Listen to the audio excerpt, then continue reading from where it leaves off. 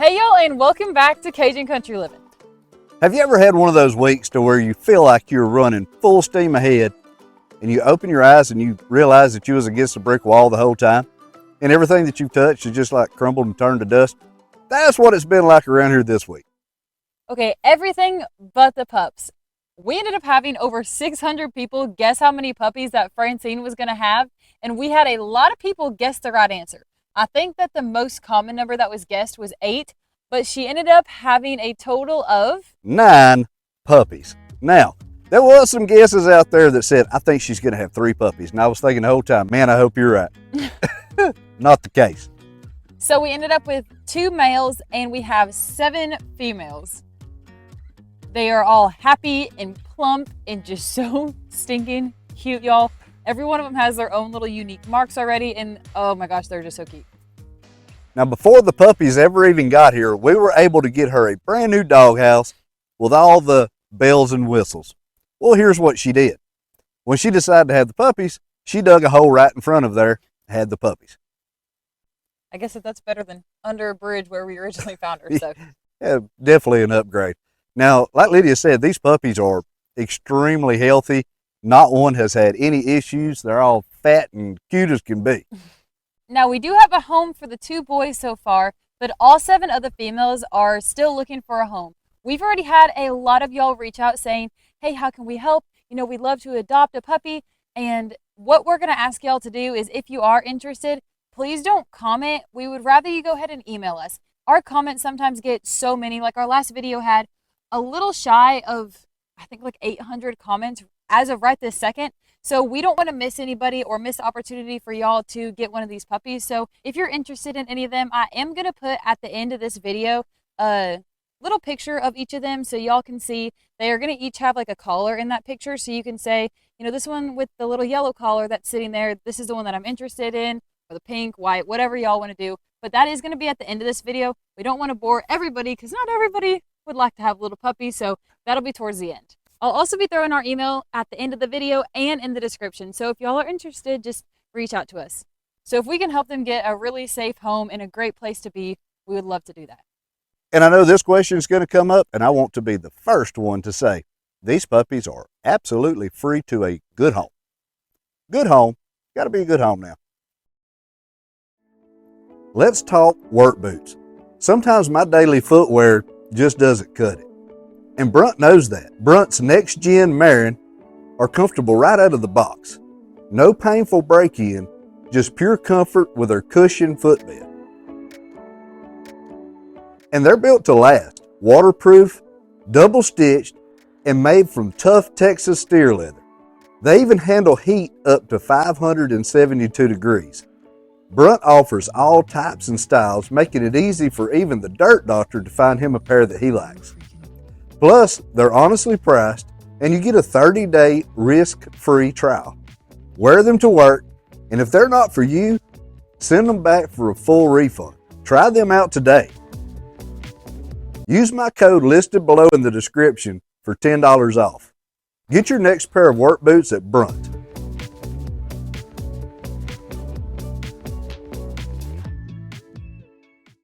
In addition to the puppies, we have had quite a few people reach out to us about Francine. What are y'all going to do with Francine? Are y'all going to keep her? Are y'all going to try to find a good home for her? And the answer is yes, we are going to try to find a good home for her. We've already had a couple people send us some messages and take an interest in her for, you know, when it comes time, the puppies get of age and they go to their new adventures. She will also be free to a good home. And I know a lot of y'all are really, really hoping that we were going to be able to keep her. But something that we actually haven't mentioned to y'all was that the day literally before we found Francine, we had already arranged for our new puppy to come. So on top of Gus, on top of Franny, on top of the 9 pups, y'all meet Woodrow. Yes, it is boy. He just has a purple collar on right now. So that one, within a couple days' time, quickly turned into 11. And that is way too many for us to handle. So if y'all can name that movie that Woodrow and Gus are from, go ahead and drop it in the comments, and we'll just ship you a free puppy. That sounds like a good deal. What a deal. I like that deal. First 7 that come and answer the question get a free puppy. Except for Woodrow. Woodrow gets to stay. Now, going back to the story of how everything's kind of crumbled and fell to dust, if y'all remember a couple videos ago, the shuttle shift went out on a brand new tractor. And if y'all remember, a few episodes ago, we just bought this tractor. I just thought that might be a good point to add in. It's not like we've had this thing for even a year, but continue. Yeah, we've had it for about 3 months, and the shuttle shifter switch went out. Not the end of the world, but it is brand new. So we thought we were out of the woods. I hook up to the cutter and start trying to knock some of this grass down around here. Well, I made about 4 or 5 passes, and this thing just quit on me. And of course, it was in the very back corner, as far back in the back of the pasture as you could possibly get. And it was in the dark, right at dark, and the mosquitoes was hungry. This is South Louisiana. They don't forget to eat. So long story short, the tractor will start, and it runs for 62 seconds. I've timed it multiple times. I'll start it and drive it towards the house, 62 seconds it dies. It don't matter if you hold it to the floor or if you're just idling along. So it took you about half the night to get it all the way up here. So I contacted the service guy at the dealership and talked to him for a little while. I ran the codes, sent them to him, and it's a P0193, I think is what it is. And it pretty much says that it's got too much fuel pressure. And he said, well, I'll go ahead and come pick it up, fix what's wrong with it, and bring it back to you. So kudos to him, but we don't have a tractor. Nothing. Zero. And the next big project that we was fixing to take on in the midst of all these other projects that we have going on required this tractor. So while we're waiting on the dealership to come pick up old Red and put him in the intensive care unit, our little project's not too far from here. So we're going to take y'all along and let y'all check it out. See what you think. Bet you're going to laugh at it.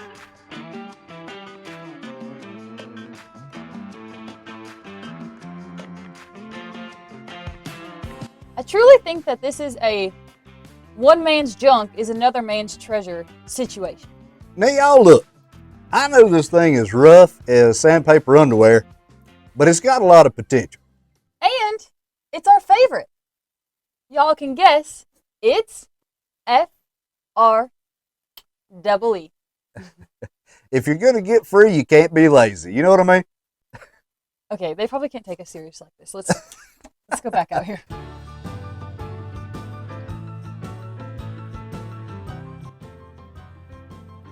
Welcome in. This looks like an audition for Cribs. Don't forget to take your shoes off.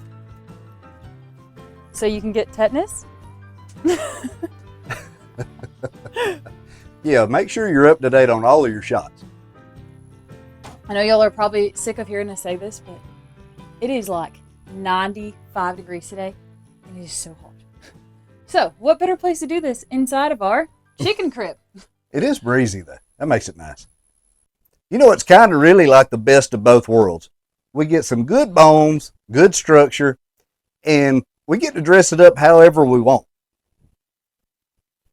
It's going to require a pretty good bit of dressing. Yeah, I don't think I would use the word get. I think I would use the word have to dress it up. A lot of lipstick. A lot of lipstick. But listen, if you were a chicken, man, you got lots of options already. What? That's what I'm talking about. Our chickens is not going to know what to do with so many options.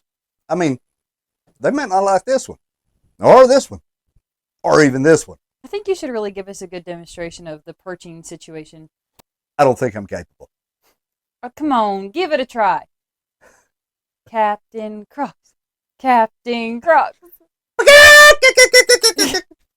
I think that was my best chicken laying an egg impersonation I've done so far. Now, in all seriousness, there definitely is some things about this that need to be changed, but truly the bones are good. This floor is great. These nest boxes are great. We're going to have to do some TLC work a lot on this roof. But something else that we had happened during the time that our puppies were born was actually that we hatched 52 quail, y'all. So we've got these little tiny guys running around right now. And then we have some biddies that we have with our chickens. We have our full-size chickens. And kind of the reason that we wanted to move into a building like this was so that way we could have a facility where everything's all set up together. Now, we are going to be separating this off, so we will have our quail separate than our chickens. But we ended up having to get some more little biddies at the beginning of the summer. Down here, this is the first that I've ever heard of this. So if you've never heard of this, it might just be something to this area. But if not, y'all drop in the comments and let us know. But we actually had the gnats come in and kill, I think, 8, which is over half of our chicken flock at the beginning of the summer. So we have some little ones that are growing, but y'all, they just don't produce like quail do. So we went ahead and went all in, apparently, and did 52 quail. And they start laying at, Jim, correct me if I'm wrong, but 6 weeks?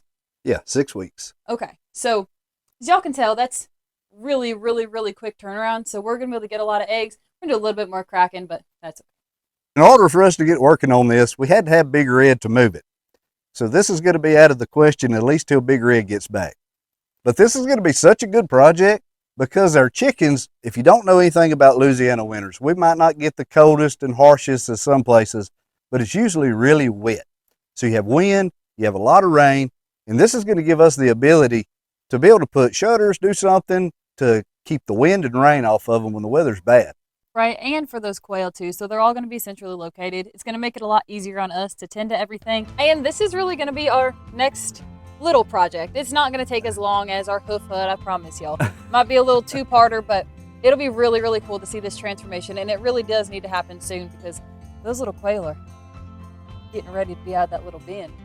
And it's a perfect time for us to work on it too because we do have a little gap because we're waiting on the door for our shipping container storm shelter. It just happens that way sometime, y'all. The door was coming in, we looked at it, they had shipped us a door that would open to the inside. It would take up a ton of room, that's not what we wanted. So now we're back on the wait to get the door in that is right, that'll open to the outside to where we won't lose any space inside the container. I think typical people would probably just wait it out, you know, maybe rest a day or two, enjoy their time off, do a little bit more fishing, maybe a little puppy playing. But no! Let's take on a 12 by 11 foot remodel of a chicken coop. I love it. We don't have that in us. We can't sit still anyway. It'd be a different project if it wasn't this one. All right, y'all, well, stay tuned because coming up is going to be this new segment that we're going to be calling, Is It Junk or Is It a Gem?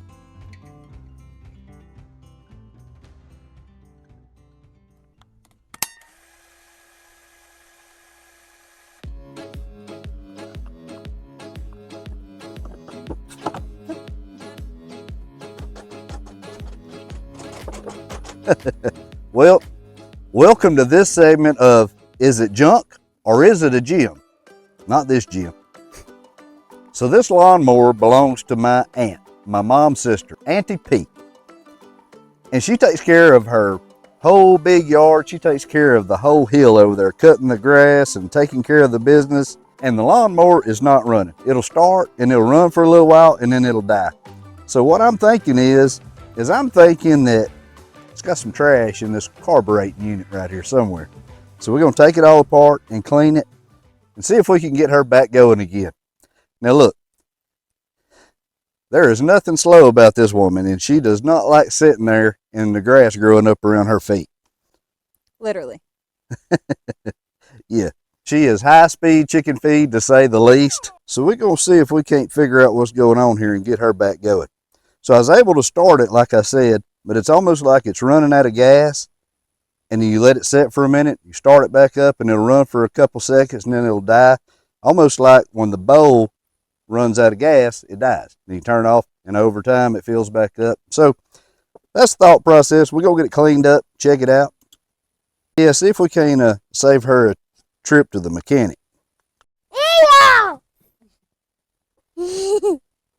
Hey, how much do you charge to mow one lawn? This much. Oh my goodness, you're too high for me. This much. You're too expensive. Yes. Well, let me tell you a little bit about Auntie P. There was 7 sisters in total that my mom had, well, including her, and they are the closest in age. Now, she is like my second mother because we lived right here on this place, growing up my whole entire life, and that was good in a lot of ways. So if I needed somebody else when my mom wasn't around, Aunt Peggy was always there. But on the same token, if I got in trouble when my mom wasn't around, Aunt Peggy was always there. Now she's one of those, you know, everybody's got the, yeah, this is the really level-headed, kosher aunt or uncle that they have or whatever.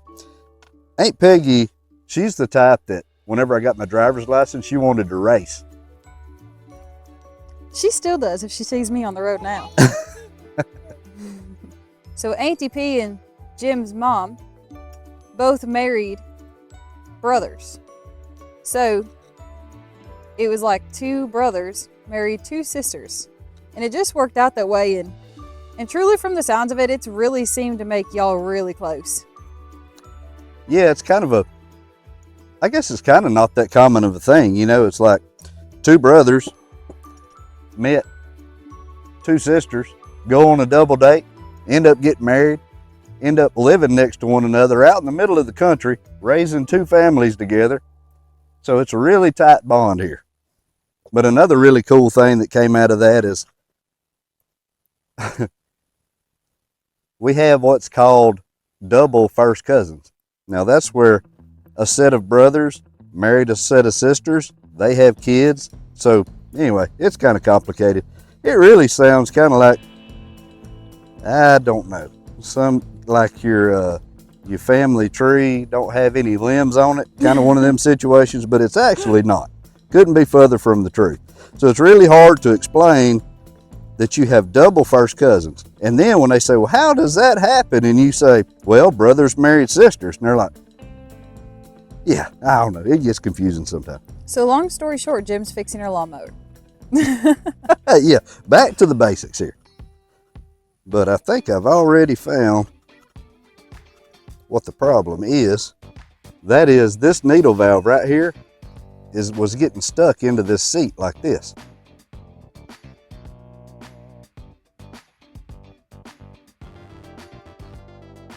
Now the way this works is this bowl goes on the bottom of this carburetor. This holds the gas. So whenever the bowl's running out of gas, this float drops down and it allows gas to pour into the bowl to maintain a constant level. When the bowl's full of gas, this float comes up and closes the valve off.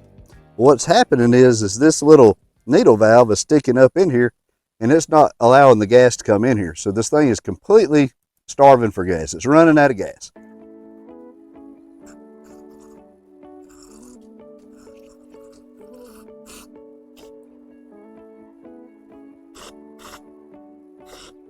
This is the seat where the needle valve goes in and out and seals that flow off. And I think we had a little bit of a plug in there too. I just blew it out.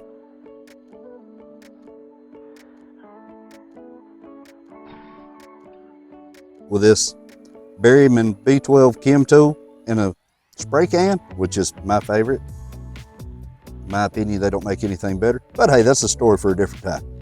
But anyway, we're getting it all cleaned up and now it seems to be coming out really good. So we should be getting a good flow of gas whenever we get it put back together, get it cleaned up. Y'all know sometimes I do things that are a little bit shady. Maybe it doesn't appear to be the safest in the world, you know, welding in charts, that kind of stuff. But if I can offer any advice, these things right here, these mechanic gloves, if you do any kind of work around your house on mechanic stuff where you're going to be messing with gas or any kind of chemicals like this, for years and years and years I've done this and didn't wear these. My hands would crack and I know all this stuff was absorbing in my skin. And I just thought it made you kind of less masculine if you was going to be wearing gloves. And hey, are you sick? Well, Giving some great PPE advice right now. I'm telling you. Well, I mean, over time, you know this stuff is not good for you, all these harsh chemicals. And in all actuality, these gloves are pennies. You can buy a ton of these things for nothing online. And it gives you a bunch of different benefits. You don't have the stuff soaking into your skin that you know is not supposed to go in your body. And if you mess with anything with gas on it, you know how gas is. It takes like 2 or 3 business days for that stuff to wear off. You're going to be smelling like gas forever.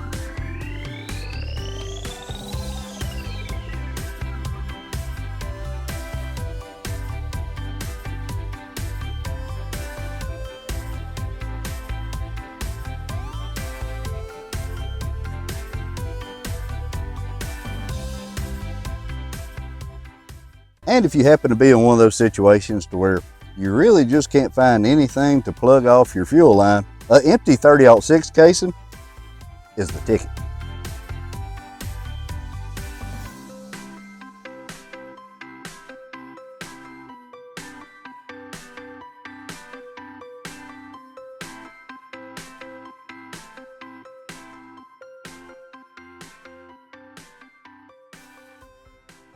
That's about as redneck as sounding like you got double first cousins.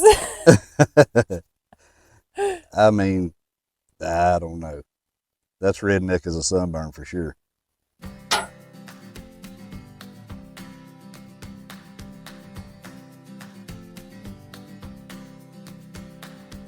We got the carburetor all put together, put on the machine, and now it's time to see if this thing's actually going to start and run. We're going to see if this is junk or if it's a gem. Now look, one of my favorite YouTubers out there, and I know we don't talk about this very often, but it's called Vice Grip Garage. If you ever get a chance, stop by there and check it out if you like anything mechanical. The guy is super funny, not even trying to be, and he is a mechanical genius. But one thing he always says before he starts on these, atrocious projects that he gets into, whenever it gets time for him to start something up, he always has this little thing that he says. So, Derek, I know you're probably never going to see this for the rest of your life, but Derek at Vice Grip Garage, this one's for you. Bring the thunder!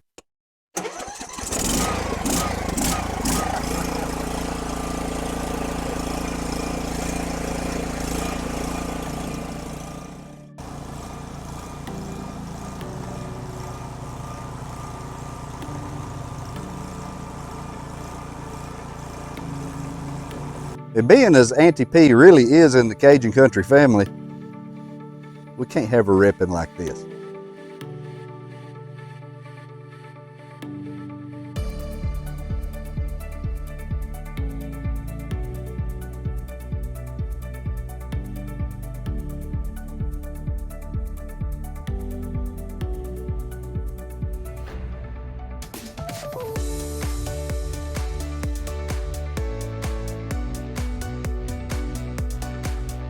Well, this concludes this segment of Is It Junk or Is It a Gem? Now look, Lydia and I, we desperately try to show each and every one of you as much as we can of our daily lives. We are so busy from daylight to dark every day, and we always try to capture the things that at least we would think that you're interested in. Now we do stuff like this all the time. So if you're interested in seeing more of this, or if you'd like to see it or never see it again, drop down the comments and let us know. Thank you all for watching. We're going to get this thing loaded up and get it delivered. And Cajun family, we'll see you soon.